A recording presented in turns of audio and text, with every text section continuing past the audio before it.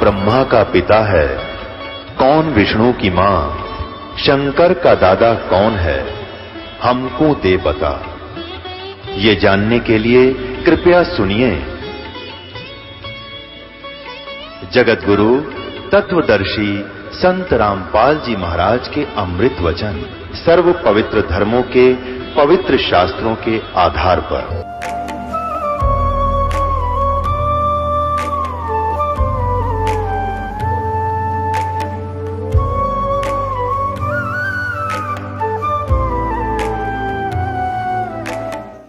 गुरु बिन काहु न पाया ज्ञान, जो थोथा उस छड़े मूड किसान। गुरु बिन वेद पढ़े जो प्राणी, समझन सार रहे अज्ञानी। ये जितने भी विश्व के आज तक ऋषि महर्षि मंडलेश्वर ये सब इनकम्प्लीट ज्ञान रखते थे अपने आत्माओं। एक मोटा सा उदाहरण है, आप कोई मोबाइल नंबर मिलाते हो टेलीफोन नंबर किसी से, और उसमें एक अंक कम रह गया आपका, तो पता नहीं कहाँ मिलेगा जाके, आपका काम सरा नहीं। इसी प्रकार ये अध्यात्म मार्ग है, इसमें जरा भी इनकम्प्लीशन कहीं रह गई, आपका सारा प्रयत्न व्यर्थ होगा। इसलिए पूर्ण संत, पूर्ण ज्ञान और पूर्ण भगवान, और फिर शिष्य भी पूरा हो, तब जाकर के ये बात बनेगी, आपका कल्याण हो।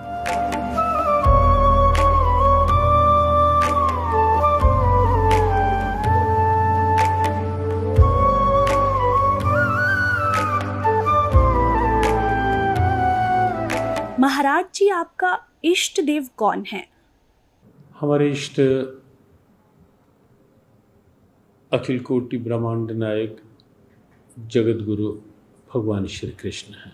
श्री कृष्ण भगवान पूर्ण अवतार हैं। कृष्णस्तु भगवान स्वयं। महाराज जी, हमने सुना है कि ब्रह्मा, विष्णु और महेश भी किसी और की साधना करते हैं। ब्रह्मा विष्णु महेश सृष्टि के उत्पत्ति करता, या सीधे शब्द कहें कर्ता भरता हरता के रूप में वो हैं। और मूल क्योंकि परमात्मा है, तो इसलिए ब्रह्मा विष्णु और शिव भी उस भगवान की आराधना करते ही हैं। महाराज जी, आपसे जानना चाहते हैं कि क्या ब्रह्मा जी, विष्णु जी, महेश जी की जन्म और मृत्यु होती है? जन्म और मृत्यु शब्द तो नहीं लगा सकते उनके साथ, लेकिन ये निश्चित है कि कहीं ना कहीं उनकी आयु सीमा है। जब हम त्रिदेव के रूप में उन्हें लेते हैं तो कहीं ना कहीं एक आयु सीमा साथ साथ रहती है। ब्रह्मा जी भी हर सर्ग में, सृष्टि के हर उत्पत्ति में ब्रह्मा जी आते हैं, उत्पत्ति करते हैं, और हर प्रलय में फिर ये देव जो है ये इस विराट परमात्मा में लीन हो जाते हैं। तो इसलिए जन्म और मृत्यु शब्द नहीं, सर्ग और उसके पश्चात उस विराट परमात्मा में एक रूपता, लय होने की स्थिति, वो साथ साथ है। आपका इष्ट देव कौन है? हमारे इष्ट देव तो भगवान श्री कृष्ण हैं। हम तो उन्हीं के लिए जन्म जन्मांतर तक उन्हीं की सेवा के लिए आराधना करते हैं कि उनकी कृपा मिले, जिससे कि अंतिम समय जब हम प्रयाण काल होता है, जब हम शरीर छोड़ें, तो भगवान का कीर्तन करते, उनका स्मरण करते हुए हम उनके धाम में प्रवेश करें। हरे कृष्णा। क्या ब्रह्मा विष्णु महेश भी किसी और इष्ट की साधना करते हैं? देखिए, ये तीनों के तीनों भगवान श्री कृष्ण का ही स्मरण करते हैं। प्रभु जी, यहाँ मैं जानना चाहूंगी कि ब्रह्मा विष्णु महेश की भी मृत्यु होती है? वो एक विशिष्ट मूर्ति है। ब्रह्मा विष्णु और जो शंकर हैं, ब्रह्मा की तो मृत्यु होती है, उनका भी जीवन काल है। तो कहने का तात्पर्य ये है कि भगवान चाहे ब्रह्मा हो, विष्णु हो, महेश हो, इनकी भी मृत्यु संभव है? नहीं, विष्णु की मृत्यु नहीं होती है, और शंकर भी अमर है। ब्रह्मा, इन तीनों गुणों में जो ब्रह्मा का रिप्रेजेंटेशन है, शास्त्रों के आधार पर यह निश्चित किया गया है कि उनका समय निश्चित है। प्रभु जी, आपसे जानना चाहेंगे कि गीता जी के 18वें अध्याय के 62वें श्लोक में गीता बोलने वाला भगवान अर्जुन को पूर्ण मोक्ष प्राप्ति के लिए अपने से किस अन्य भगवान की शरण में जाने को कह रहा है? वह परमेश्वर कौन है? कृष्ण के अतिरिक्त कोई भगवान ही नहीं है। वो कह रहे हैं कि हृदय देशे अर्जुन तिष्ठति, ओ ईश्वर, ओ परमेश्वर, ओ श्री कृष्ण, ओ मैं तुम्हारे हृदय में विराजमान हूं। कहां भटकता है, कहां देखेगा? कृष्ण के अतिरिक्त कोई भगवान ही नहीं है।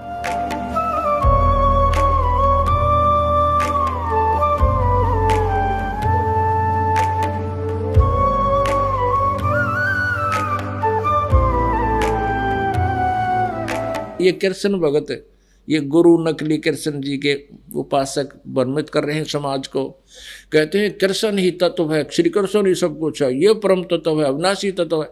और फिर उसे प्रश्न किया, क्या ब्रह्मा विष्णु महेश नासवान है? हाँ, ब्रह्मा विष्णु महेश का जन्म मृत्यु तो नहीं कह सकते, सर्ग के बाद फिर उनका पूर्ण परमात्मा में विलीन हो जाते हैं और फिर सर्ग के बाद वापस आ जाते हैं। फिर प्रश्न किया कि ब्रह्मा विष्णु महेश किसकी साधना करते हैं? कहते हैं उस पूर्ण परमात्मा की साधना करते हैं। अरे विष्णु जो पूर्ण परमात्मा की साधना करते हैं तो फिर अखिल ब्रह्मांड का नायक हो गया यू। और यहाँ चौथे अध्याय के 34वें श्लोक में जो एंड बेंड कर रहे हैं, बुआ बाई बक रहे हैं कि कृष्ण ही तत्व है, तत्व ही परमात्मा है, कृष्ण ही अविनाशी है, तत्व ही अविनाशी है। परमात्मा कहते हैं सटदल उआ बाई बकदा, ये उआ बाई बकते, इनको कोई ज्ञान नहीं है, भ्रमित करें, पूरे मानव समाज को बर्बाद करें। तो पुण्यात्माओं, इस प्रकार हमने परमात्मा सच्चिदानंद घन ब्रह्म की वाणी को, जो उन्होंने स्वयं आकर के कबीर देव रूप में, धानक कबीर रूप में, जुल्हा कबीर रूप में बनारस में बोली, धर्मदास साहिब जी ने, उनकी प्यारी आत्मा ने, जिनको परमात्मा मिले थे, उन्होंने लिपिबद्ध किया। उसके अंदर ये विशेष रहस्य और सब ज्ञान प्रमाणित है। सब प्रकार के यज्ञ कौन से करने चाहिए, कौन से ना करने चाहिए, और कौन सी साधना सही है, वो सब स्पष्ट लिखा हुआ है। आज इस दास के पास वो सब मसाला उपलब्ध है, वो जड़ी उपलब्ध है, जिससे जन्म और मृत्यु का रोग कटेगा और सदा हम सतलोक में जाकर सुखी रहेंगे। उसको प्राप्त करो, अपना कल्याण कराओ। गीता जी अध्याय नंबर 4 के श्लोक नंबर 32 में कहा है कि वो सच्चिदानंद घन ब्रह्म की वाणी में ये धार्मिक यज्ञों यानी अनुष्ठानों का विस्तृत उल्लेख है, और उनको जानने के बाद फिर कर्म बंधन से सर्वथा मुक्त हो जाएगा।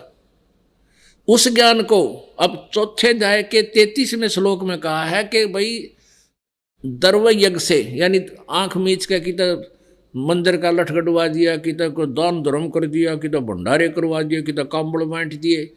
कहते हैं आंखें बंद करके दर्व यज्ञ करने की अपेक्षा वो ज्ञान यज्ञ श्रेष्ठ है। वो ज्ञान यज्ञ ही श्रेयकर है, वही लाभदायक है। ज्ञान यज्ञ का तात्पर्य सत्संग, तत्वदर्शी संत के वचन, उनको सुनना चाहिए। उसके बाद फिर उसके बताए अनुसार विधिवत साधना करने से और दान करने से लाभ होगा। वैसे मनमाना आचरण करने से कोई लाभ नहीं होगा। अब वो तत्व ज्ञान, वो सच्चिदानंद घन ब्रह्म की वाणी चौथे अध्याय के 32वें श्लोक में जिसके विषय में कहा गया है, वो सच्चिदानंद घन ब्रह्म के मुख से बोली गई है, वो कबीर वाणी चौथे अध्याय के 34वें श्लोक में कहा है। उस तत्व ज्ञान को, वो तत्व ज्ञान है, तत्वदर्शी संतों के पास जाकर संबंध। उस तत्व ज्ञान से तो गीता ज्ञानदाता यानी ब्रह्म भी अपरिचित है, वो अल्पज्ञ है, वो कंप्लीट ज्ञान नहीं रखता। नहीं तो 4 बात और लिख दो, जब 18 अध्याय बोले ये भी कह दो ये बात है, उसमें ये ज्ञान है, ऐसा है नहीं, उसको पता नहीं। ये कृष्ण भगत, ये गुरु नकली कृष्ण जी के उपासक भ्रमित कर रहे हैं समाज को। कहते हैं कृष्ण ही तत्व है, तत्व ही भगवान है, भगवान ही सब कुछ है, श्री कृष्ण ही सब कुछ है, ये परम तत्व है, अविनाशी तत्व है। गीता ज्ञानदाता ने गीता जी अध्याय नंबर 4 के श्लोक नंबर 25 से लेकर 31 तक बताया है कि कोई देवताओं की पूजा करता है और कोई यज्ञ करता है, कोई स्वाध्याय ही करता है, कोई तीक्ष्ण अहिंसावादी व्रत करता है, जैसे मुंह पर पट्टी बांध ली, नंगे पांव घूमते हैं। ये सभी साधना करने वाले साधक अपनी अपनी साधनाओं को पाप नाशक मानते हैं, पाप नाशक जानते हैं। यदि उनको ये पता लग जाए ये पाप नाशक नहीं है, ये मोक्षदायक नहीं है, तुरंत त्याग देंगे। लेकिन जो साधना कर रहा है उसको अच्छी मानकर, श्रेष्ठ मानकर ही कर रहा है। श्रीमद् भगवत गीता अध्याय नंबर 4 के श्लोक नंबर 32 में कहा है कि जो साधना अभी मैंने 25 से लेकर 31 तक तुम्हें बताई, इस तरह की साधनाएं, यज्ञ यानी धार्मिक अनुष्ठान, यज्ञ माने धार्मिक अनुष्ठान, ब्रह्मणे मुखे सच्चिदानंद घन ब्रह्म की वाणी में, यानी कबीर वाणी में, सच्चिदानंद घन ब्रह्म की वाणी में, परमेश्वर की वाणी में, तत्व ज्ञान में विस्तार से कहे गए हैं। उनको जानने के बाद फिर पूर्ण रूप से सभी पापों के कर्मों के बंधन से मुक्त हो जाएगा। यहाँ गीता अनुवादकों ने अनर्थ कर रखा है, यहाँ ब्रह्मणे मुखे का अर्थ कर दिया वेद की वाणी। नहीं, वेद की वाणी तो काल बोल ही रहा है। और यजुर्वेद अध्याय नंबर 40 के श्लोक नंबर 10 से लेकर 13 में कि वेद ज्ञानदाता भी ब्रह्म ही है। ये चारों वेद जो परमात्मा ने दिए थे वो अपने पुत्र ब्रह्मा को दिए हैं। इसमें स्वयं ये बीच में वक्ता भी बना है।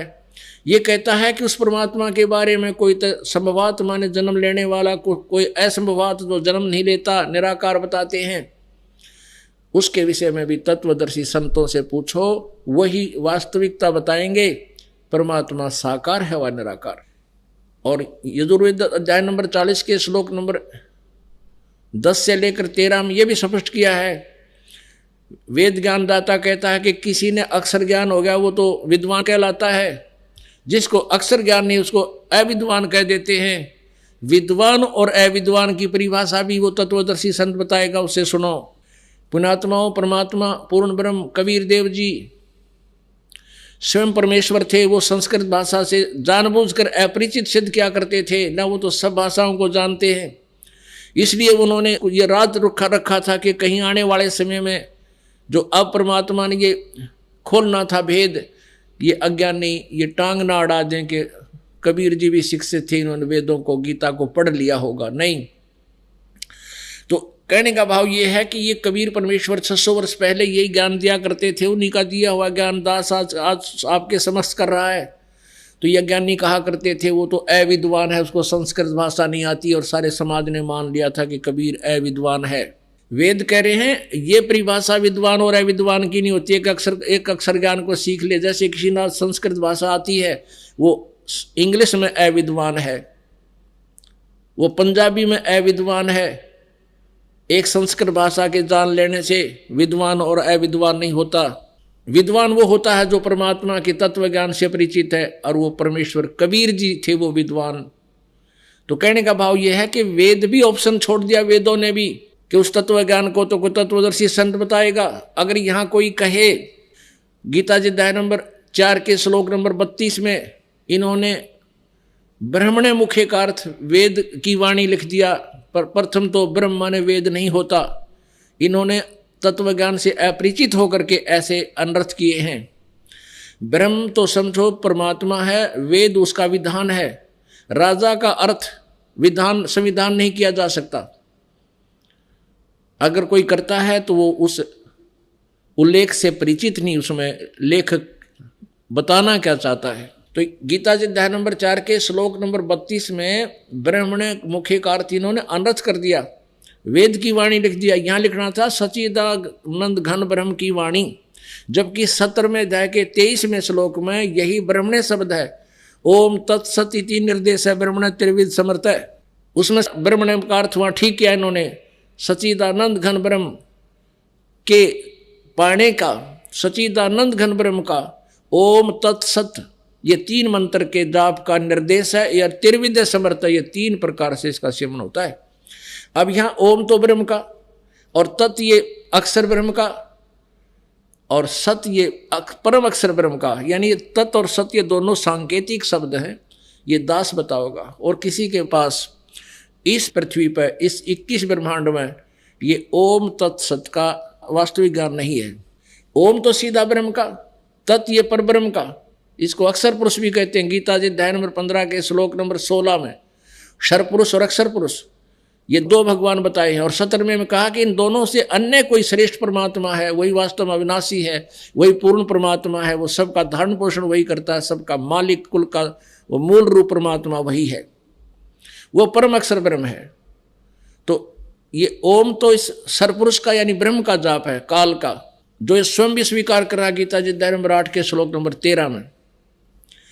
और तत् और सत तत् ये परब्रह्म का है, ये गुप्त है, ये दास बताएगा, और सत्य ये भी गुप्त है, ये परम अक्षर ब्रह्म का मंत्र है। इन तीनों को मिलकर इनकी 3 प्रकार से विधि है सिमरन करने की, और इसका जाप करने से वो पूर्ण मोक्ष प्राप्त होता है, जहां जाने के बाद फिर कभी जन्म मृत्यु नहीं होती, वो शाश्वत स्थान प्राप्त होता है। तो उसके लिए ऑप्शन छोड़ दिया कि वो तत्वदर्शी संत बताएंगे।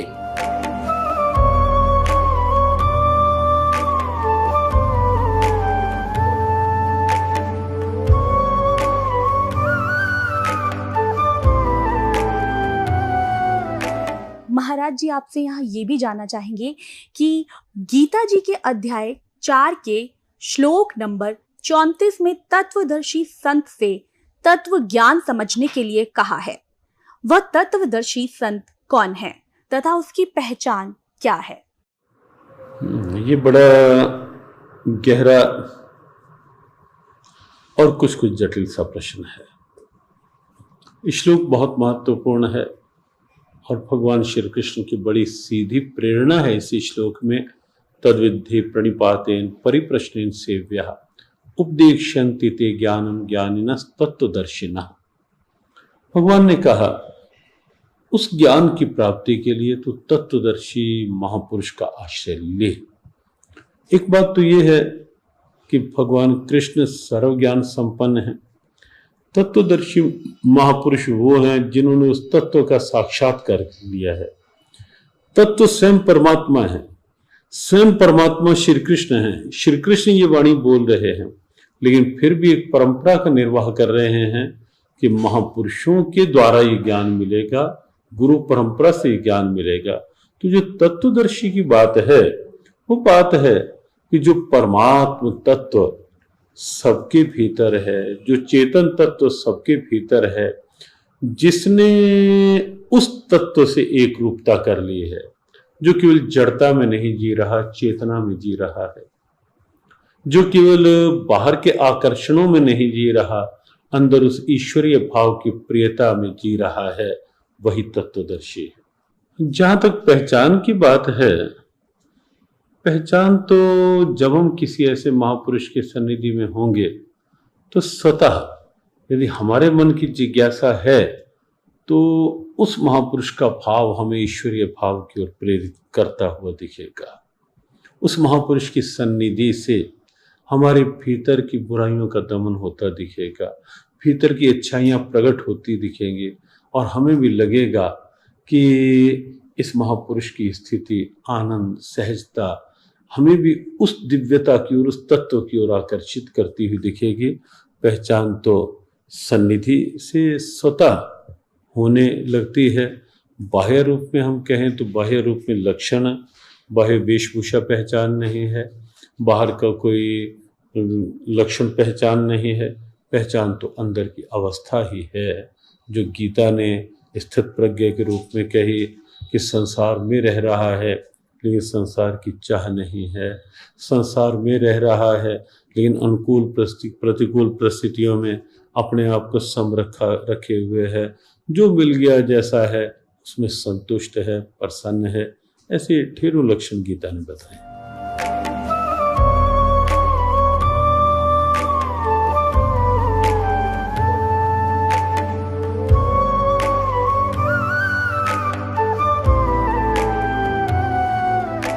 गीता जी अध्याय नंबर 8 के श्लोक नंबर 13 में गीता ज्ञान दाता श्री कृष्ण में प्रवेश करके ये ब्रह्म बोल रहा है, काल बोल रहा है।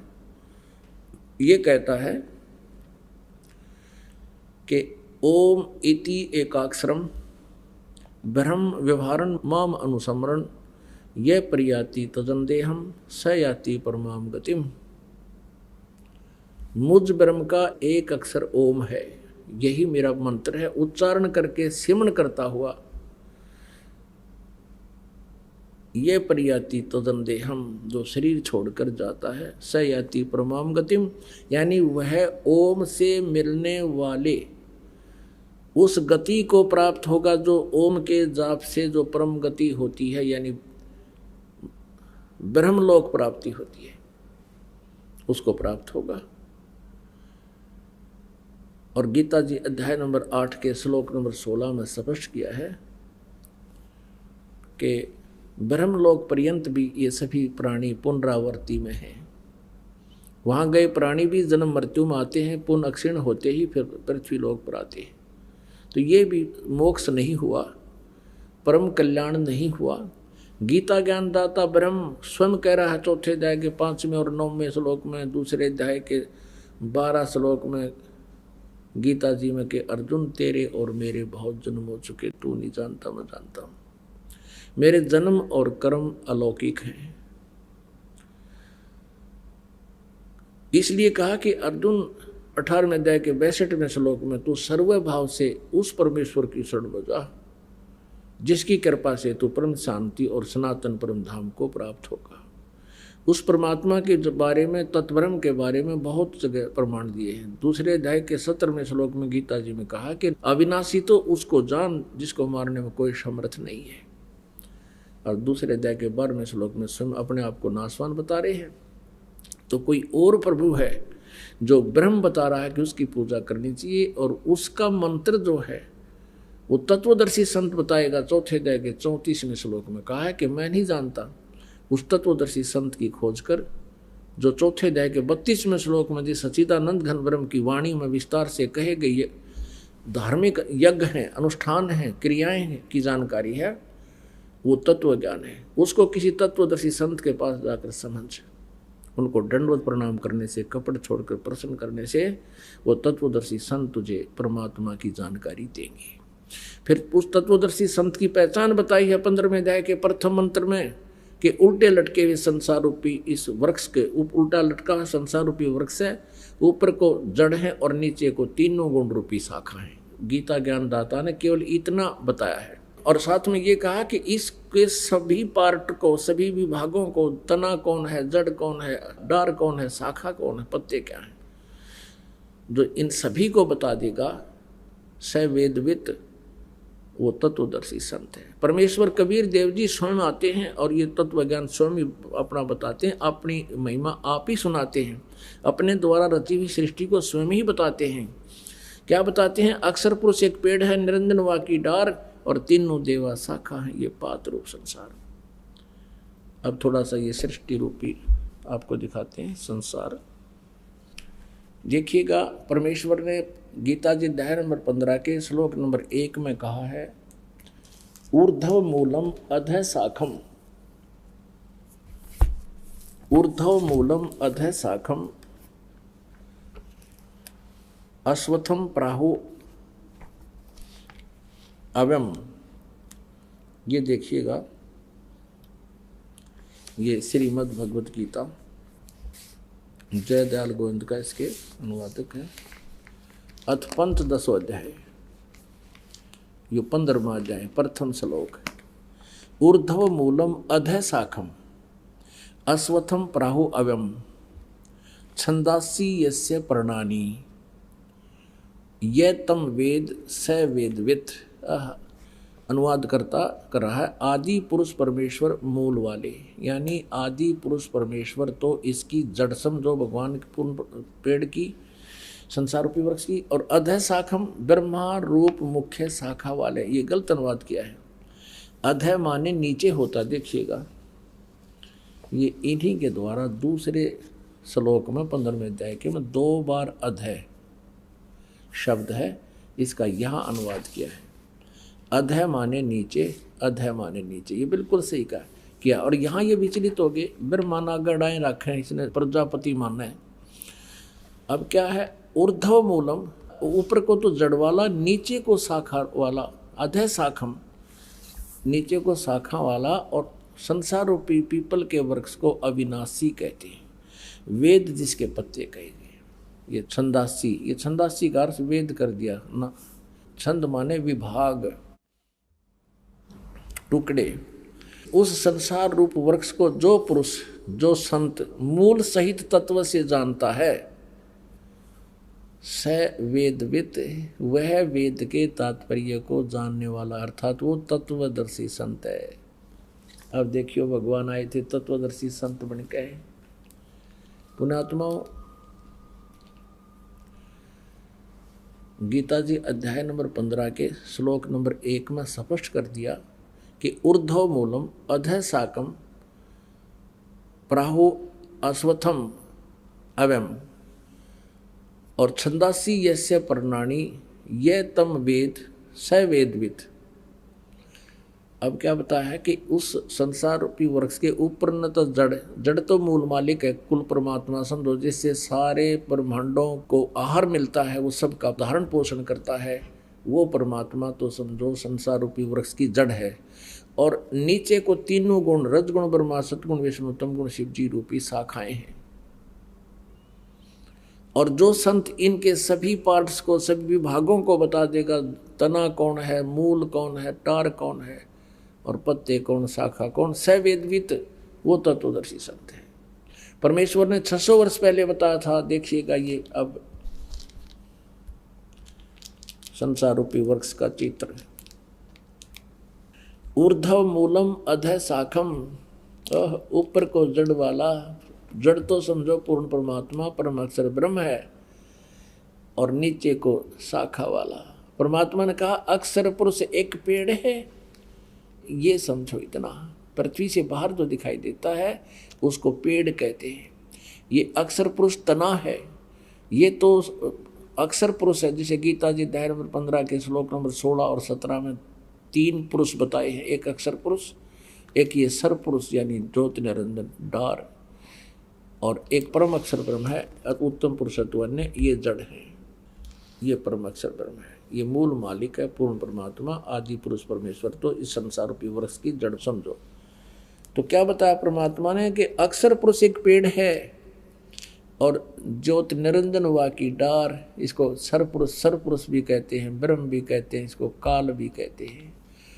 इसको डार समझो, सरपुरुष सरब्रह्म अर्थात सरपुरुष, इसको काल ब्रह्म भी कहते हैं, इसको सरपुरुष भी कहते हैं। ये अक्षर पुरुष कहलाता है।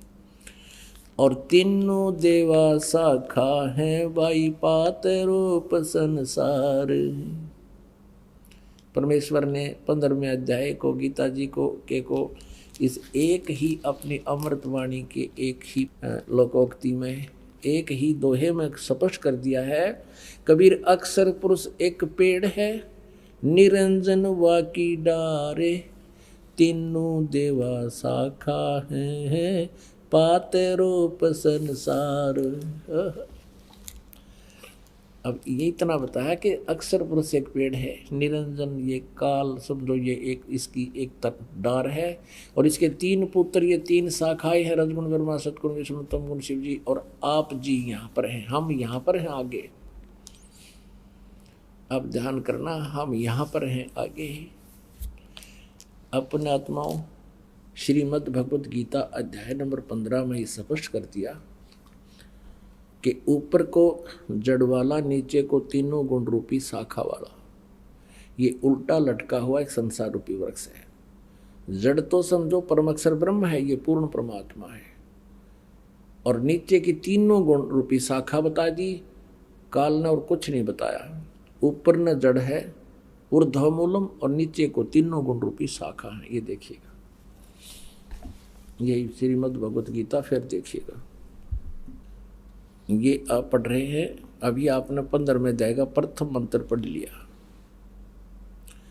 जो संत इस संसार रूपी वृक्ष को मूल सहित जड़ते लेकर पत्याते कति सही बता देगा, स वेदवित, वह वेद के तात्पर्य को जानने वाला। आगे देखना 2 में क्या कहा है कि उस संसार वृक्ष की तीनों गुण रूप है, जल से बड़ी हुई नहीं है, तीनों गुण रूप है। विषय पर वाला, ये भी देख लियो साथ में, विषय पर वाला शाखा, ये विषय विकारों वाली तीनों गुण रूपी शाखाएं हैं। इसका सीधा सा अर्थ बनता है, इनमें तो और कुछ लिख रखा है। वो नीचे और ऊपर फैली हुई है मनुष्य लोक में, कर्मों के बंधन में, कर्मानुसार बांधने वाली, जैसा जिसका कर्म है उस तरह रोके रखने वाली की भी ये मुख्य कारण है। मूलानी, ये तीनों गुण रजगुण ब्रह्मा सतगुण विष्णु और तमगुण शिव जी, ये जीवों को कर्मानुसार यहाँ बांधे रखती हैं, यहाँ फंसाए रखते हैं।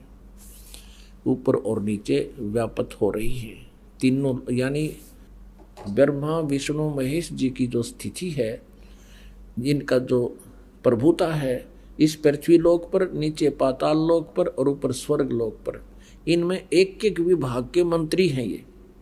रजगुण विभाग के ब्रह्मा जी, सतगुण विभाग के विष्णु जी, तमगुण विभाग के शिव जी। अब हमने ये देखना है कि रजगुण ब्रह्मा है, सतगुण विष्णु, तमगुण शिव जी।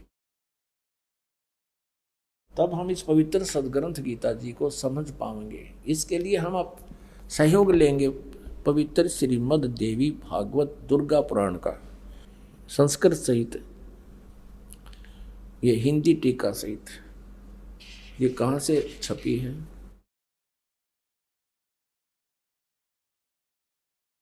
अथ देवी भागवतम सभाष्टीकम सहमात्यम, खेमरा श्रीकृष्ण दास प्रकाशन, बंबई से। हम आते हैं तीसरे स्कंद में। ये है अथ श्रीमद् देवी भागवते भाषा टीका युक्ते, तृतीय स्कंद है प्रारंभते। अब आज के यहाँ पर अब इसके 5वें अध्याय में 11 पृष्ठ पे तृतीय स्कंद अध्याय 5 के और 8वें मंत्र को पढ़ेंगे। 7वां यहाँ समाप्त हुआ, 8वां है ये स्टार्ट हुआ। भगवान शंकर कहते हैं, हे माते दुर्गा को, यदि हमारे ऊपर सदा आप दया युक्त हो तो हमको तमोगुण में, शंकर जी करे मुझे तमोगुण क्यों बना दिया, किस प्रकार प्रदान किया, ब्रह्मा रजोगुण और हरि सतगुण युक्त क्यों किए हैं। अब फिर अभी संस्कृत और देख लेंगे हम, क्योंकि देवनागरी लिपि है, आसानी तो समझ में आ जाएगी। यहाँ 7वां श्लोक समाप्त हुआ, 8वां प्रारंभ हुआ। यदि दया धर्मना न सदाम्बिके, यदि आप हमारे ऊपर दया युक्त हो तो हे अंबिके, हे माता, कथम अहम विहिता च, मैं क्यों उत्पन्न कर दिया, मैं क्यों बना दिया, क्यों उत्पन्न कर दिया तमोगुण, मैं तमोगुण क्यों उत्पन्न कर दिया। और कमल जय, कमल से उत्पन्न होने वाले ब्रह्मा जी को रजोगुण संभव, आपने रजोगुण क्यों बना दिया, क्यों उत्पन्न संभव उत्पन्न करना। और सुविहित के मुँह सतोगुण हरि और विष्णु जी को आपने सतोगुण क्यों बना दिया। इति सिद्धम रजगुण ब्रह्मा सतगुण विष्णु तमगुण शिव जी। फिर देखिएगा शिव पुराण गीता प्रेस गोरखपुर से प्रकाशित है। इसके 110 पृष्ठ पर आपको दिखाते हैं। इसके संपादक हनुमान प्रसाद पोदार ओनली। इसमें स्पष्ट किया है कि ब्रह्मा विष्णु महेश में गुण हैं। ये है पृष्ठ 110, संक्षिप्त शिव पुराण 9वां अध्याय, रुद्र संहिता 9वां अध्याय। इस प्रकार ब्रह्मा विष्णु तथा रुद्र इन 3 देवताओं में गुण हैं। रजगुण ब्रह्मा है, सतगुण विष्णु, तमगुण शिव जी। रुद्र यानी महेश भी कहते हैं इसको। और परंतु शिव, ये काल खुद शिव रूप में प्रकट हो जाता है, कभी ब्रह्मा रूप में हो जाता है, परंतु शिव गुणातीत माने गए। यानी काल जो है ब्रह्मा विष्णु महेश और शिव से अलग है। अभी भी आपको दिखाया था, अब फिर थोड़ा दिखाना पड़ेगा। वही प्रकरण है कि एक बार ब्रह्मा विष्णु महेश का आपस में झगड़ा हो गया और इस बात पर मैं तेरा बाप, विष्णु कहता मैं तेरे बाप, ब्रह्मा जी कहते मैं तेरा बाप। इनके बीच में स्तंभ खड़ा कर दिया। ये 24 पृष्ठ पर संक्षिप्त शिव पुराण में और विद्वेश्वर संहिता में। तो यहाँ इन दोनों का झगड़ा हुआ तो वो काल आ गया बीच में। फिर वो कहता है, ब्रह्मा और विष्णु ने पूछा, प्रभु सृष्टि आदि 5 कर्तव्यों के लक्षण क्या क्या हैं, यह हम दोनों को बताइए। भगवान शिव बोले, ये काल बोला इनका बाप पिताजी। अब देखिएगा 26 पृष्ठ पे हम थोड़ा सा कंसेप्ट क्लियर करेंगे कि शंका ना रह जाए। 26 पृष्ठ पे नीचे आइएगा। यो काल बोला, पुत्रों तुम दोनों ने तपस्या करके प्रसन्न हुए मुझ परमेश्वर से सृष्टि और स्थिति नामक 2 कृत प्राप्त किए। और इसी प्रकार मेरी विभूति स्वरूप रुद्र और महेश ने, एक मैं नहीं है, ने 2 अन्य उत्तम कृत संहार और तिरोभाव मुझसे प्राप्त किए। इससे सिद्ध हो गया कि ब्रह्मा विष्णु महेश से अलग है ये शिव पुराण बोलने वाला। तो ये सिद्ध हो गया कि रजगुण ब्रह्मा है, सतगुण विष्णु, तमगुण शिव जी। और बताते हैं, क्योंकि जब तक हम एक कंसेप्ट को क्लियर करके आगे नहीं चलेंगे तो आपका सत्संग सुनना या सुनना बराबर रहेगा। और एक बार इसको ढंग से सुन लोगे फिर सदा का सुख हो जाएगा। अब देखिए एक और बताते हैं देवी भागवत में, फिर 123 पृष्ठ पे। ये गीता प्रेस ग्रुप से प्रकाशित है और इसके अनुवादक कौन है? हनुमान प्रसाद पोदार, चिमनलाल गोस्वामी। ये गीता प्रेस गुरुकुल से प्रकाशित है। इसके 123 पृष्ठ पर देखिए, तीसरे सकंद में, तीसरा सकंद, तुम शुद्ध स्वरूपा हो। भगवान विष्णु कह रहे तुम शुद्ध स्वरूपा हो, ये सारा संसार तुम्हीं से उद्भासित हो रहा है। मैं ब्रह्मा और शंकर हम सभी तुम्हारी कृपा से विद्यमान हैं। हमारा आविर्भाव मन जन्म और तिरोभाव बिन मृत्यु हुआ करता है। केवल तुम ही नित्य हो, जगत जननी हो, प्रकृति और सनातनी देवी हो।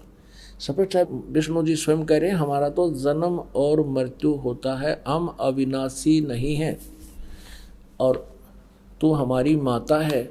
शंकर भगवान बोले देवी, यदि महाभाग विष्णु तुम्ही से प्रकट हुए हैं तो उनके बाद उत्पन्न होने वाले ब्रह्मा भी तुम्हारे ही बालक हुए। फिर मैं तमोगुणी लीला करने वाला शंकर क्या तुम्हारी संतान नहीं हुआ? अर्थात मुझे भी उत्पन्न करने वाली तुम ही हो शिवे। संपूर्ण संसार की सृष्टि करने में तुम बड़ी चतुर हो। इस संसार की सृष्टि, स्थिति और संहार में तुम्हारे गुण सदा समर्थ हैं। उन्हीं तीनों गुणों से उत्पन्न रजगुण ब्रह्मा, सतगुण विष्णु, तम गुण शंकर है। नियमानुसार कार्य में तत्पर रहते हैं, इन तीनों गुणों से उत्पन्न। अपनात्माओं, इस पवित्र पुराण के इन चंद पंक्तियों ने, इस पवित्र देवी पुराण की चंद पंक्तियों ने ये 4 कंसेप्ट क्लियर कर दिए।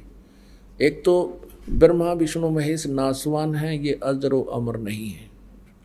दूसरा ये कर दिया कि दुर्गा इनकी माता है। तीसरा ये कर दिया कि ये रजगुण ब्रह्मा, सतगुण विष्णु, तम गुण शिव जी। और चौथा ये कर दिया कि केवल जैसा जिसका कर्म है उतना ही दे सकते, ये कोई परिवर्तन नहीं कर सकते। अब हमने इसको समझने के लिए गीता जी को सबसे पहले ये कंसेप्ट क्लियर होना चाहिए कि रजगुण ब्रह्मा है, सतगुण विष्णु, तम गुण शिव जी। तब ये, क्योंकि गीता जी चारों वेदों के संक्षिप्त वर्णन है इसमें और कोड वर्डों में है। इसको तत्वदर्शी संत बताओगा, ये गीता ज्ञानदाता स्वयं कह चुका है। अब देखिएगा मार्कंडेय पुराण में, मार्कंडेय पुराण सचित्र मोटा टाइप, गीता प्रेस गुरुकुल से प्रकाशित है। इसके 123 पृष्ठ पर देखिएगा। इस प्रकार स्वयंभू परमात्मा की 3 अवस्थाएं हैं। रजगुण प्रधान ब्रह्मा, तमोगुण प्रधान रुद्र, सत्व प्रधान विश्वपालक विष्णु है। और यही 3 देवता हैं और यही 3 गुण हैं। रजगुण ब्रह्मा, सतगुण विष्णु, तमगुण शिव जी, ये तीनों गुण भी कहलाते हैं इति सिद्धम। पुण्यात्माओं, अब हम श्रीमद् देवी भागवत को बहुत आसानी से समझेंगे। देखिएगा, ये श्रीमद् देवी भागवत जयदयाल गोविंद का इसके अनुवादक हैं, गीता प्रेस गुरुकुल से प्रकाशित है। ये 15वें अध्याय का, हम 15वें अध्याय का प्रथम मंत्र हमने पढ़ लिया। और दूसरा ये है कि इस संसार की तीनों गुण रूप रजगुण ब्रह्मा, सतगुण विष्णु, तम गुण शिव जी रूप, ये शाखाएं हैं। यहाँ देखिएगा, विषय परवाला शाखा, विषय परवाला शाखा, विषय भोग यानी विकारों वाली ये शाखाएं ऊपर और नीचे फैली हुई हैं। मनुष्य लोक में कर्मों के बंधन में कर्मानुसार बांधने वाली भी ये तीनों गुण ब्रह्मा विष्णु महेश बांधन की मुख्य कारण है, जड़ है। जो कारण बीमारी की जड़ ये है, और नीचे और ऊपर फैली हुई है। सभी लोकों में नहीं, केवल 3 लोकों में, ऊपर और नीचे। तीसरे में कहा है, इस संसार वृक्ष का स्वरूप जैसा कहा है वैसा यहाँ विचार काल में नहीं पाया जाता। विचार काल माने गीता ज्ञानदाता कहता है इस संसार रूपी वृक्ष के बारे में मुझे जो जानकारी है वह पूर्ण नहीं है। तेरे मेरे इस विचार काल में गीता जी के डिस्कशन में मैं कंप्लीट नहीं बता पा रहा। इस संसार रूपी वृक्ष का स्वरूप अर्थात ब्रह्मांड की सृष्टि रचना के बारे में जैसा कहा है वैसा यहाँ विचार काल में यानी गीता जी के ज्ञान में नहीं पाया जाता, क्योंकि न तो इसका आदि है, मुझे इसका आदि और अंत का पता नहीं है, और न इसकी अच्छी तरह प्रकाश तिथि है, क्योंकि मैं नहीं जानता। इसलिए इस सुविरुद्ध मूलम अहमता ममता वासना नहीं, अति दृढ़ मूल वाले यानी अविनाशी परमात्मा रूपी तो जड़ है, वो तो अविनाशी है, कभी नाश में आता नहीं। वो दृढ़ मूल माने अविनाशी परमात्मा रूपी मूल वाले संसार रूपी पीपल के वृक्ष को दृढ़ेन माने दृढ़, असंग शस्त्रेण इन वैराग रूप शस्त्र द्वारा काट कर नहीं, तत्व ज्ञान रूपी शस्त्र द्वारा काट कर यानी तत्व ज्ञान से अच्छी तरह समझकर उसके पश्चात ये चौथा श्लोक में स्पष्ट कर दिया। उसके पश्चात उस परम पद रूप परमेश्वर को भली भांति खोजना चाहिए, जिसमें गए हुए पुरुष यानी साधक फिर लौटकर संसार में कभी नहीं आते, और जिस परमेश्वर से इस पुरातन संसार वृक्ष की प्रवृत्ति विस्तार को प्राप्त हुई है, जिसने सारे ब्रह्मांडों की रचना की है जिस भगवान ने, और उसी आदि पुरुष नारायण के मैं शरण हूँ, इस प्रकार दृढ़ निश्चय करके उसी परमेश्वर का मनन और निधि ध्यान करना चाहिए। यानी पद माने पूजा कर, गीता ज्ञान दाता कहता उसी की पूजा करनी चाहिए, जहाँ जाने के बाद फिर लौटकर संसार में कभी नहीं आते। पुण्यात्माओं, प्रसंग चला था कि सतयुग के ब्राह्मणों ने कह का भी नहीं बेरा, और ये कलयुग के तो बताए रखे हैं, आपने पढ़ लिया बार बार, कहता भी शोभा ना देता। और सतयुग के ब्राह्मणों की ये स्थिति है कि वो दुर्गा की पूजा करते थे, वेद के पूर्ण विद्वान माने जाते थे। ओए होए, दुर्गा कहती है नहीं, मेरी पूजा भी छोड़ दो, ब्रह्म की साधना करो, उसका ओम नाम है, ब्रह्मलोक में रहता है, वहाँ चले जाओगे। और ब्रह्म कहता है कि नहीं, मैं भी नाशवान हूँ, मेरे भी जन्म मृत्यु होते हैं और तेरे भी जन्म मृत्यु होते हैं। 15वें अध्याय का 1 से लेकर 4 में स्पष्ट कर दिया कि तू तत्वदर्शी संत से ये ज्ञान प्राप्त करके और फिर उसके पश्चात परमेश्वर के उस परम पद की खोज करनी चाहिए, जहाँ जाने के बाद फिर कभी जन्म मृत्यु नहीं होती। अब देखो गीता जी अध्याय नंबर 4 का श्लोक नंबर 5 और 9 दिखाते हैं आपको। अध्याय नंबर 4 और ये श्लोक नंबर 5 यहाँ पर है। इसका अनुवाद यहाँ किया है। हे परंतम अर्जुन, मेरे और तेरे बहुत जन्म हो चुके हैं। हे परंतम अर्जुन, मेरे और तेरे बहुत से जन्म हो चुके हैं, उन सबको तू नहीं जानता, मैं जानता हूँ। अब 9 में ये चौथे जाएगा 9वां। हे अर्जुन, मेरे जन्म और कर्म दिव्य अर्थात अलौकिक हैं। अध्याय नंबर 2 का श्रीमद् भगवद गीता और 12 श्लोक है। न तो ऐसा ही है कि मैं किसी काल में नहीं था, अथवा तू नहीं था, अथवा ये राजा लोग नहीं थे, और न ऐसा ही है कि इससे आगे हम सब नहीं रहेंगे। स्पष्ट हो गया। ये गीता ज्ञानदाता कहता है कि हम पहले भी थे, ना सोचा पहले ना थे, आगे ना होंगे, आगे भी होंगे, जन्म मृत्यु हमारे होते रहेंगे। अब 17वें श्लोक में दूसरे अध्याय का 17वां श्लोक देखिएगा। इसमें कहा कि नाश रहित तो उसको जान, जिससे ये संपूर्ण जगत दृश्य वर्ग व्याप्त है, इस अविनाशी का विनाश करने में कोई भी समर्थ नहीं है। और 18वें अध्याय के 62वें श्लोक में इसीलिए कहा कि अर्जुन तू सर्वभाव से उस परमेश्वर की शरण में जा। 18वां का है 62वें श्लोक में, हे अर्जुन सब प्रकार से उस परमेश्वर की शरण में जा। सब प्रकार माने सबकी पूजाएं त्याग कर उसी शरण में जा। उस परमात्मा की कृपा से ही तू परम शांति को तथा सनातन परम धाम को प्राप्त होगा, फिर तेरी जन्म मृत्यु नहीं होगी। पुण्यात्मा, कुछ भक्त जन ये समझते हैं कि संत रामपाल जो है ब्रह्मा विष्णु महेश की जो है ना आलोचना करता है, नहीं। और ये भी कहते हैं कि ब्रह्मा विष्णु महेश जी की पूजाएं छुड़वाता है। पुणात्माओं, ना तो कुछ छोड़ना है, हमने अपनी साधना को शास्त्र अनुकूल करना है, जो हमारे सदग्रंथों में लिखा, जिससे हमें लाभ होगा। जैसे संसार रूपी एक वृक्ष है, अभी आपने देखा, और पुण्यात्माओं, आप जी ने कोई आम का पेड़ बोना है, आप जी ने कोई भक्ति कर्म करना है, आम का पौधा बीजना है, तो कैसे बीजोगे? उसको जड़ की तरफ से गमले में तो पौधा बनाओगे, और फिर मिट्टी में भी गड्ढा खोद कर जड़ की तरफ से लगाओगे, और फिर जड़ की सिंचाई करोगे, मूल की, जड़ों की। तो जड़ की यानी मूल की सिंचाई करने से संसार रूपी ये पौधा बड़ा होगा,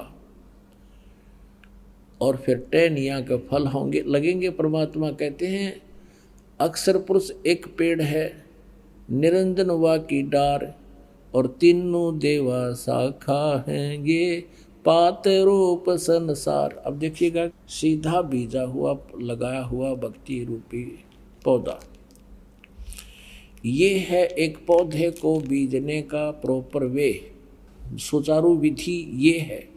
नीचे को जड़ है, जड़ को मिट्टी में या गमले में पौधा बनाया है, फिर इसको गड्ढा खोद कर मिट्टी में डाला जाए, और फिर जड़ की पूजा करें। फिर इससे क्या होगा कि ये सब टहनियाँ बढ़ जाएंगी, ये देवता। और हम क्या कर रहे हैं? हम उल्टा कर रहे हैं। हमने ब्रह्मा विष्णु महेश यानी टहनियों की तब पूजा शुरू कर दी, और जड़ की पूजा छोड़ दी। हमने साधना शास्त्र विरुद्ध शुरू कर रखी है। और परमात्मा यही कहा करते, ये दास भी यही कहता है, परमेश्वर कहा करते थे कि इसको ऐसे कर लो, एक कै साधे सब सदे है, सब साधे सब जावे। सब साधन थे सारा नष्ट हो गए थे, पौधा उगना ही नहीं, लगना ही नहीं। एक कै साधे सब सदे, एक की साधना करने से सारा पौधा प्रफुल्लित हो जाएगा। और सब साधे सब जावे, माली यानी समझदार व्यक्ति जो सही प्रोसीजर से परिचित है, माली सींचे मूल को हो, वो फल फूल गोए। कितने सिंपल वे में बताया परमात्मा ने कि एक के साथ सब सद है, यानी पूरा काम हो जाएगा एक मूल भगवान की पूजा करने से। और सब साध्य सब जावे, ये तो नाश कर दिया भक्ति का। हम ऐसा कर रहे हैं, सचमुच ऐसी साधनाएं कर रहे हैं, गीता और वेदों के अनुसार ना करके मनमुखी साधनाएं कर रहे हैं। परमात्मा कहते हैं, मोती मुक्ता दर्शत नाही, ये जग है सब अंदरे, दिखत के तो नैन चसम, इनका फेरा मोतिया बंदरे। नौमन सूत उलझिया ऋषि रहे जखमार, और सतगुरु ऐसा सुलझा दे, उड़ जाए ना दूजी बार। बोलो सतगुरुदेव।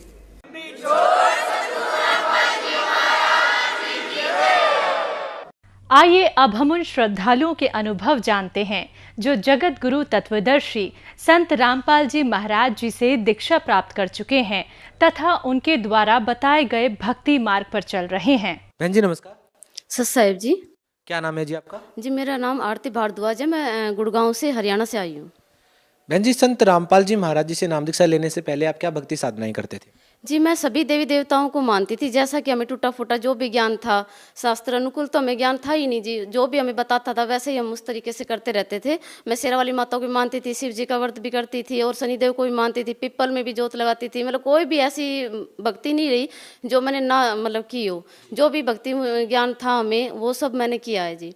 और शेरा वाली के जी मैं नवरात्र भी करती थी, और पूरे जी बाल भी खुले रखती थी, और नंगे पैर मतलब रहती थी मैं, मतलब पूरे आडम्बर और बफंडर ही करती थी मैं, ये मान लीजिए। लेकिन उनसे कोई लाभ नहीं था जी मुझे। जब इतनी भक्ति साधना आप कर रहे थे तो फिर संत रामपाल जी महाराज जी की शरण में क्यों जाना पड़ा आपको? संत रामपाल जी महाराज जी के शरण में जी मैं ऐसे गई कि मेरी जो छोटी सिस्टर है वो जुड़ी हुई है, तो वो सर 2010 में जुड़ गई थी, तो उसके द्वारा मुझे पता लगा। क्योंकि मैं सर क्या था कि मेरे जो हस्बैंड थे उनमें प्रेत बाधा आती थी, तो उस तरीके से हम बहुत ज़्यादा परेशान थे और आर्थिक तंगी भी रहती थी, तो ये सभी चीज़ें चलते हुए हम बहुत दुखी रहते थे और मुझे कहीं भी रास्ता नहीं दिख रहा था। जो जैसे बताता जी वहाँ पे भी आपको चादर चढ़ानी, वहाँ बेली चढ़ानी, आपको नारियल चढ़ाना है। मतलब मेरे घर में जी एक जो कमरा था जो पूरे देवी देवताओं की तस्वीरों से ही भरा हुआ था। पूरी जो भी मतलब जब वो बहन आती थी तो बरवाड़ा आश्रम जाती थी, मेरा जी हिसार में घर था उस टाइम, एक क्वार्टर मिला हुआ था, तो वो जब भी आती कहती भाई हंसते थे वो लोग, और मुझे जी बहुत बुरा लगता था कि मैं अपने देवी देवताओं की मतलब मैं भक्ति करती हूँ और ये हंस रहे हैं, तो मेरे देवी देवताओं के अपमान कर रहे हैं। लेकिन उस टाइम मुझे इतना ज्ञान नहीं था। वो बताती थी कि संत रामपाल जी महाराज जी आए हुए हैं और तुम भी वहाँ चलो बहन, और आर्थिक तंगी और इस चीज़ से तुम परेशान हो प्रेत बाधा से। तो लेकिन मैं कहती भी शेरा वाली माता को मैं नहीं छोड़ूंगी, क्योंकि मैं बचपन से उसकी भक्ति कर रही थी। और मैं जब 4th क्लास में थी समथिंग, तो मैंने उस टाइम पूरे नवरात्रे करती थी और भाई एक इलायची झाड़ के नीचे रखकर मैं भूखा रहती थी पूरा दिन, और वो मुझे साक्षात दर्शन भी देती थी। जब भी मैं उनको याद करती थी मेरे सामने वो स्पष्ट रूप से अष्टभुजाओं में भी मुझे दर्शन मिले हुए उनके, तो वो मुझे स्पष्ट दर्शन देती थी कि मैंने कहा सब कुछ छोड़ दूंगी पर शेरा वाली माता को मैं नहीं छोड़ूंगी। तो जी एक ऐसा समय आया मैं बिल्कुल अंदर से टूट गई थी जी, और मतलब ये कंडीशन थी कि हमारे दरवाजे पे मतलब कोई ना कोई कर्जे के लिए मतलब परेशान करता था। मेरे हस्बैंड क्या थे जी, नशा करते थे, शराब पीते थे और लड़ाई झगड़ा रहता था, आर्थिक तंगी रहती थी, तो हर टाइम मतलब भाई कभी कोई आ रहा है कभी कोई आ रहा है जी। हमारी कंडीशन ऐसी कि हम छुप छुप के अपना जीवन बिता रहे थे। कभी बाथरूम में चले गए हस्बैंड, मेरे को जवाब देना पड़ता था, तो बोली कि तू इतनी परेशान है अब तो देख ले। तो मेरा ये कंडीशन थी कि मैं रोती थी, तड़फती थी, मेरी याददाश्त बिल्कुल खत्म हो चुकी थी, कंडीशन बिल्कुल खत्म हो चुकी थी। तो उस टाइम में जब मेरी सिस्टर ने मुझे समझाया कि बहन अब तो चल तू, अब तो तेरा बिल्कुल एंड आ चुका, तब मैंने कहा ठीक है। कि उस टाइम भी मतलब मैं आर्थिक तंगी से परेशान नहीं, मतलब ना भूत प्रेत की बाधा से, लेकिन मेरा एक बेटा था छोटा, तो उस टाइम वो छोटा ही था, 3 साल के समथिंग था, लेकिन वो बोलता नहीं था। तो कह चल अपने मतलब वो कहते हैं ना कि अपनी संतान के लिए तो हम इधर उधर भटकते ही हैं। तो मैंने कहा चलो मेरा बेटा बोलता नहीं है, चलो वहाँ भी देख लेते। भाई सभी देवी देवताओं के हम चक्कर काट चुके हैं, भाई मंदिर में गई हूँ, मस्जिद में गई, चर्च में गई जी, गुरुद्वारा में गई जी, कैंडल मैंने लगाई, मतलब ऐसी कोई जगह मैंने नहीं छोड़ी जहाँ मैं नहीं गई हूँ। तो फिर मेरे को जो हर बार आती है और हर बार यही कहती बहन अब तो चल अब तो चल। तो मैंने कहा भी चलो देख लेते हैं, शायद मेरा बेटा वहाँ बोल जाए। अभी 3 साल का हो गया, वो ए करता था, मतलब रोने की भी उसकी आवाज़ बाहर नहीं आती थी। तो जी मैं संत रामपाल जी महाराज जी किस प्रकार से आश्रम गई बहन के साथ में 2013 में, मतलब दिसंबर 2013 में वहाँ पे मैं गई। बहन जी, आपके जो दुखों की जो फेरियत है इतनी लंबी है और इतने सारे कष्ट आपके जीवन में रहे हैं, उनका जो अंत है वो किस मोड़ पर जाकर के होता है? जिस उम्मीद में आप संत रामपाल जी महाराज जी के शरण में जाते हैं, क्या संत रामपाल जी महाराज आपकी उम्मीदों पे खरे उतरते हैं? क्या आपको वो लाभ मिलते हैं जिन उम्मीदों को लेकर के आप संत रामपाल जी महाराज जी की शरण में गए? हाँ जी बिल्कुल सर, जब मैं संत रामपाल जी महाराज जी की शरण में गई, मैं नाम दीक्षा लीजिए और फिर लाइन में लग गई जी आशीर्वाद के लिए। तो जी मैंने तीनों बच्चों को आगे रख दिया जी। बड़ी बेटी को एक समस्या बता दी और कि भाई तू ये कह देना जी गुरुजी हमारे कर्जा उतरवा दो। छोटे को कह दिया जी ये मेरे जी ये हमारे पापा जी रोज झगड़ा करते हैं, नशा छुड़वा दो। मैंने कहा मैं अपनी अपनी समस्या अपने आप बोल दूंगी। तीनों बच्चों को जी कान में एक एक बात कह दी जी, और ऐसे हम लाइन में लग गए। हम 2 बेटी और एक बेटा था जी मेरे, और जी हम चारों जने लाइन में लग गए। तो जी संत रामपाल जी महाराज जी आए, सबके सर पे हाथ रखते हुए जब हमारे पास आए तो बड़ी बेटी ने अपनी प्रॉब्लम बता दी कि जी हमारे गुरुजी कर्जा है। तो गुरुजी हंस के बोले जी अच्छा बेटा दूर हो जाएगा। तो छोटी बेटी के पास आए जी, तो वहाँ पे भी छोटी बेटी ने कहा जी मेरे पापा का नशा छुड़वा दो। कि बेटा हाँ जी छूट जाएगा। उसके सिर पे हाथ रखा। जब मेरे पास आए जी मैंने तो अपनी प्रॉब्लम सारी कह दी। तो मैंने कहा गुरुजी मैं हिसार से आई हूँ। बोले ये हिसार रहा? मैंने गुरुजी मैं नहीं जाऊँगा अपने घर में, तो यहीं रहूँगी, आश्रम में रहूँगी, अब नहीं जाऊँगी। तो गुरुजी बोले बेटा ये हिसार रहा, तू चली जा और अपने आदमी को रोटी बना के दे, यहाँ पे कब तक रहेगी।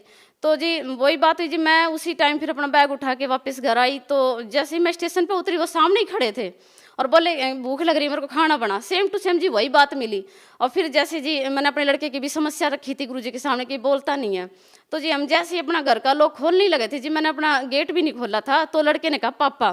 तो मैंने कहा पापा भी बोल गया। एकदम इतना सरप्राइज हुआ कि भाई यहाँ से पापा बोला इसने। पहला शब्द मेरे बेटे के मुंह से पापा निकला था जब वो 3 साल का हो चुका था। बिल्कुल आवाज नहीं थी। संत रामपाल जी महाराज जी के आशीर्वाद से पहला चमत्कार ये हुआ कि मेरा बेटा बोलने लगा। तो जी उसके बाद मैंने कहा जी मैं तो फिर जी वही अड़ियल दिमाग था जी। मैंने कहा सतनाम जब लूंगी जब मेरे पति का ट्रांसफर हो जाएगा और कर्जा उतर जाएगा, क्योंकि वो तो जी जयपुर रहते थे। तो जी धीरे धीरे करके तो उनकी मतलब कि कर्जा उतरने लगा। और मैंने कहा जी इनका क्या था जी, वो बीकानेर डिवीजन में आते थे। तो वहाँ पे उनकी ड्यूटी थी सूरतगढ़ में। सूरतगढ़ से जी उनका ट्रांसफ़र, मैंने कहा जी गुरुजी सतनाम मिलने तब लूँगी मैं जब इनका कर्जा उतर जाएगा और इनका यहाँ पे ट्रांसफ़र हो जाएगा, जब हम मतलब सारे परिवार मिल के हम सब रहेंगे तभी नाम दीक्षा लूँगी मैं, सतनाम तो तभी लूँगी। तो प्रथम मंत्र मिला हुआ था जी, वही नाम जाप करते थे। तो जी मानने की बात है जी, इंटर डिवीजन ट्रांसफ़र जल्दी से नहीं होता, सिर्फ 3 महीने के अंदर अंदर इंटर डिवीजन हो गया जी। मुझे सतनाम लेने से 1 दिन पहले ही खबर आई, मुझे सतनाम लेना था जी, और 1 दिन पहले ही खबर आई कि मेरा कर्जा उतर गया, मुझे लोन मिल गया और इंटर डिवीजन ट्रांसफ़र होकर ये दिल्ली डिवीजन में ये आ गए थे जी। अब ये दिल्ली सेंट्रल हॉस्पिटल में जॉब करते हैं जी। इस प्रकार से जी हम संत रामपाल जी महाराज जी की शरण में आए और मेरा दृढ़ विश्वास हो गया कि अब कहीं नहीं जाऊंगी मैं, क्योंकि जी दर दर भटक चुकी थी मैं, दुखों की मारी थी और मुझे मतलब सुख मिलना मेरे लिए बहुत बड़ी बात थी जी। संत रामपाल जी महाराज जी को जब हम आत्मा से याद करते हैं तो सामने प्रकट होते हैं। कहते हैं भी संत रामपाल जी महाराज जी जेल में नहीं, संत रामपाल जी महाराज जी को जब हम पुकारते हैं तो सामने खड़े हो जाते हैं आके और एक एक पल मतलब हमारे साथ वो रहते हैं, हर पल हमारे साथ रहते हैं। मतलब इतने अनुभव हैं कि मैं अगर सुनाने लगूँ तो मेरे पता नहीं कितने दिन बीत जाएंगे और आप खड़े खड़े सुनते सुनते थक जाएंगे। ये चमत्कार कोई आम इंसान नहीं कर सकता जी, साक्षात पूर्ण परमात्मा है। ये संत रामपाल जी महाराज जी के रूप में साक्षात पूर्ण परमात्मा कबीर साहब जी विराजमान है। आज वो लीला कर रहे हैं। सिर्फ ये है कि कृष्ण भगवान ने भी लीला की थी लेकिन उनको पहचानना नहीं था उस टाइम, वो आज चले गए तो आज आप उनको भगवान कह रहे हो। इसी प्रकार संत रामपाल जी महाराज जी भी एक लीला कर रहे हैं, वो उनका एक कार्य है, वो अपना कार्य कर रहे हैं बैठकर, तो उनको पहचानो ये है कौन, वो तत्वदर्शी संत हैं। और जैसे कि हमारी गीता जी में भी लिखा है अध्याय नंबर 8 और श्लोक 16 में साफ स्पष्ट किया है कि पुनर्वृत्ति में है हर जीव। तो मतलब जब देवी देवताओं की और जीवों की मोक्ष नहीं है तो हम जीवन मृत्यु ये चक्कर चल ही रहा है भाई, पृथ्वी स्वर्ग नर्क, पृथ्वी स्वर्ग नर्क। तो इस चक्कर से हमें लक्ष्य 84 से अगर निकलना है तो हमें सत्य भक्ति करनी होगी। अब हमारे पास क्वेश्चन उठता है कि सत्य भक्ति हमें मिलेगी कहाँ, क्योंकि इस संसार में जो है गुरु बन के बैठे हैं, तो पहचान कैसे होगी तत्वदर्शी संत की। तो इसका भी सोल्यूशन आपकी गीता जी में ही दिया गया है। जो हमारे ये ज्ञान हमें संत रामपाल जी महाराज जी द्वारा मिला है, यथार्थ ज्ञान संत रामपाल जी महाराज ने दे दिया। इसके सारे जो गूढ़ रहस्य हैं वो हमें बता दिया है। श्लोक 15 के 1 से लेके 4 तक, अध्याय 15 के श्लोक 1 से लेके 4 तक स्पष्ट किया है कि संत रामपाल जी महाराज जी की पहचान कैसे की हमने। उल्टे लटके वृक्ष की जो माध्यम द्वारा, उल्टे लटके वृक्ष की जो एक एक चीज के बारे में हमें बता दे, वही तत्वदर्शी संत है। तो उसमें स्पष्ट किया है गीता जी में। जी एक सवाल आपसे करना चाहेंगे, हम ये जानना चाहते हैं कि आप संत रामपाल जी महाराज जी से जुड़ने से पहले देवी देवताओं की ही भक्ति करते थे, तीर्थ व्रत भी करते थे, और संत रामपाल जी महाराज जी भी जो साधनाएं बताते हैं वो देवी देवताओं की ही बताते हैं। ऐसा क्या बदलाव हुआ कि आपको पहले लाभ नहीं मिल रहे थे, संत रामपाल जी महाराज जी से भक्ति करने लगे तो आपको लाभ मिलने लगे, जैसा कि आपने बताया। ये जो भेद है इसके बारे में बताइए। जी बिल्कुल सही कहा आपने, बहुत अच्छा क्वेश्चन किया आपने कि पहले मुझे लाभ नहीं था, क्योंकि 33 करोड़ देवी देवता थे जी। मैंने एक भी ऐसे देवता ना छोड़े जो मैं नहीं गई हूँ जी, कोई तीर्थ स्थल नहीं छोड़ा मैंने, जैसा जो बताया वो किया, लेकिन लाभ नहीं हुआ। स्पष्ट जो अष्टभुजाओं में शेरा वाली मुझे स्पष्ट दर्शन देती थी और एक इलायची रख के मैं पूरे नवरात्रि निकाल देती थी, बिल्कुल नंगे पैर घूमती थी। मैंने कोई ऐसा स्थान नहीं छोड़ा, जम्मू में हो आई जी, हरिद्वार में हो आई जी, मतलब सिंगापुर में हो आई जी, मतलब पता नहीं कितने तीर्थ अंगणित कर लिए, लेकिन कोई लाभ नहीं हुआ जी। लेकिन अब लाभ हो रहे हैं, क्यों हो रहे हैं? क्योंकि वो तत्वदर्शी संत के द्वारा दिया गया ज्ञान है, शास्त्र अनुकूल ज्ञान है। ये 4 वेद 6 शास्त्र 18 पुराण सबका निचोड़ संत रामपाल जी महाराज जी ने अपनी उंगली पर गिनवा दिया है जी। उंगली रख रख कर एक एक चीज बता रहे संत रामपाल जी महाराज जी। ऐसा नहीं कि डूम बांट के गीत है जी गा दिए किसी ने भी, गा रहे हैं जी। और जो जिनको ज्ञान नहीं है, संत रामपाल जी महाराज जी कोई डूम बांट के गीत नहीं गा रहे हैं, साक्षात संत रामपाल जी महाराज जी तत्व ज्ञान दे रहे हैं, शास्त्र आधार ज्ञान है। एक एक अध्याय नंबर और एक एक पेज नंबर बता रहे हैं जी। आप खुद स्वयं आइए, देखिए, पहचानिए कि संत रामपाल जी महाराज जी है कौन, क्या बता रहे हैं। मनमुखी कोई भी ज्ञान नहीं है जी, शास्त्र अनुकूल ज्ञान है। शास्त्र अनुकूल भक्ति करने से ही हमें हर प्रकार के लाभ मिलते हैं, जैसे कि मुझे भी शारीरिक, मानसिक, आर्थिक हर तरह का लाभ मिला। आज मुझे किसी चीज की कमी नहीं है जी। एक शिक्षित महिला होने के नाते आप भगत समाज को क्या संदेश देना चाहेंगे? जी संदेश सिर्फ मेरा यही है भाई, जैसे मुझे लाभ हुआ मैं चाहती हूँ कि औरों को भी लाभ हो।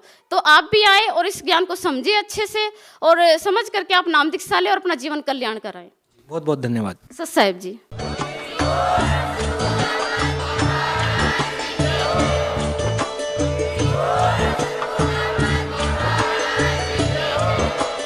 आप सुन रहे थे जगत गुरु तत्वदर्शी संत रामपाल जी महाराज जी के मंगल प्रवचन। अधिक जानकारी के लिए विजिट कीजिए हमारी वेबसाइट www.jagatgururampalji.org। संत रामपाल जी महाराज जी के शुभ आशीर्वाद से पूरे विश्व भर में 500 से भी ज्यादा नाम दीक्षा केंद्र हैं, जिन पर संत रामपाल जी महाराज जी द्वारा ऑनलाइन निशुल्क नाम दीक्षा दी जा रही है। अपने नजदीकी नाम दीक्षा केंद्र का पता करने के लिए संपर्क करें 8222880541।